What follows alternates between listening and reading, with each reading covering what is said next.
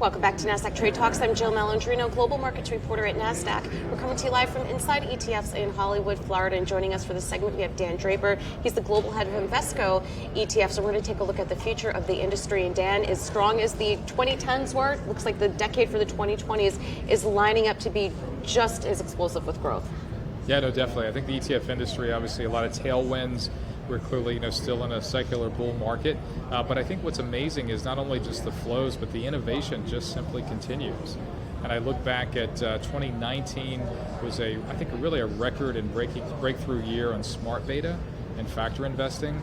So if you look, broadly defined, smart beta accounted for about 25% of all of the net inflows into ETFs in the U.S. And that, if you look at a market positioning of only about 13% to start the year. So huge growth there, structural changes in fixed income, and then here we're at Inside ETF Conference, a lot of focus around the active ETF area too. I would say out of maybe 75% of my coverage has been on non-transparent, semi-transparent, and of course active ETFs. And if we take a look at the volatility that we've seen come back into the market in January, certainly makes a case for active ETFs as you try to navigate how asset allocation is certainly going to change. Right. Well, in Invesco, we have a long history. We launched the first ever active ETF back in 2008. And that was working with our active real estate team at Invesco, kind of a REIT-based product.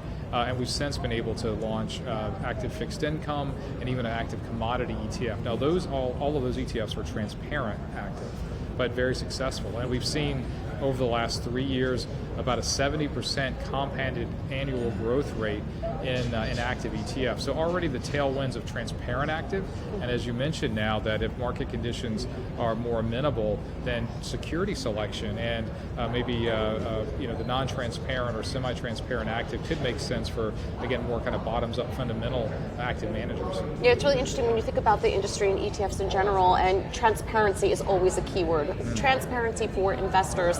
Non-transparent and semi-transparent, it sounds a little bit counterintuitive to that.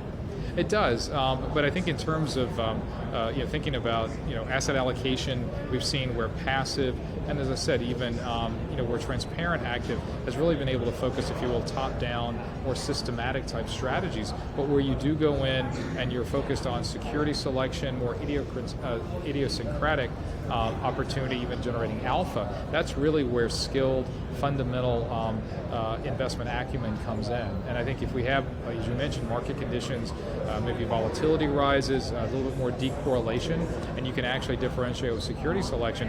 For many investors, that's could be a really nice addition to a long-term portfolio, and just being able to put that into the ETF wrapper just rounds out the capabilities. I've also been covering a lot with factor ETFs and how they fit into model portfolios, which financial advisors are really keen on starting to work with them more frequently. Right. No, you're right. I think the growth of model portfolios is again really, really big.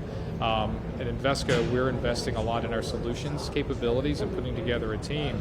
We're really building models for a variety of different types of investors, but ultimately offering whether it's a financial advisor or an institution, the opportunity to really customize an outcome. And if you think about having the model, but you need the components.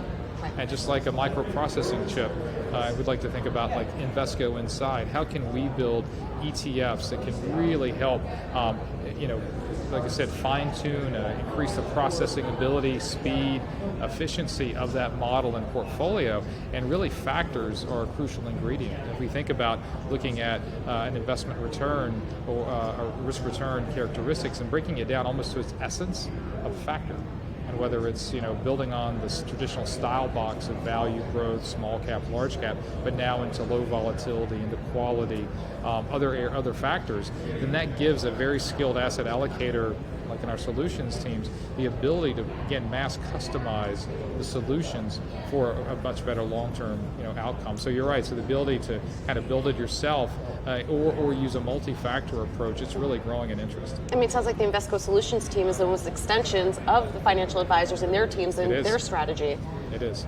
Whether building or even just as a source of, in many cases, just comparing models. What do you think is a matter of comparison? So it's huge value added, and frankly, it's becoming table stakes. Leading financial advisors and their clients are really almost expecting this service as part of a wider asset and wealth management experience we're providing. All right, Dan, great to see you as always. Thanks for joining us. Thank you, Jill. And thanks for joining me on Trade Talks. I'm Jill Malandrino, Global Markets Reporter at Nasdaq.